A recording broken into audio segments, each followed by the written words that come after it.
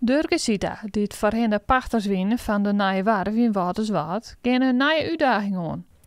Onder de dijk in Dokkum zal voornamelijk Durk een nieuw restaurant beginnen. Gewoon op het dik. De omring daar weer net zo goed. We zochten een nieuwe uitdaging.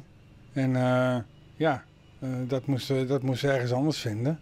Dus we hebben dit plekje gevonden. Het een burger schnitzel restaurant.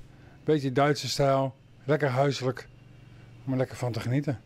Het restaurant zal lunch en diner aanbieden. Durk in het wachtje om te beginnen, alleen hij moet er nog even geduld hebben. Ik ben er klaar voor. Ja.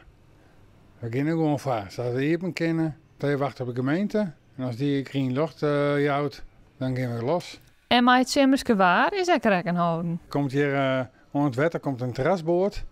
En dan kun je maar lekker aanlezen mooie boordjes. En lekker genieten van de hapjes en drankjes die wij op elkaar gaan staan. Aan het einde van de dag en het begin van de dag hebben we de zinnen erop.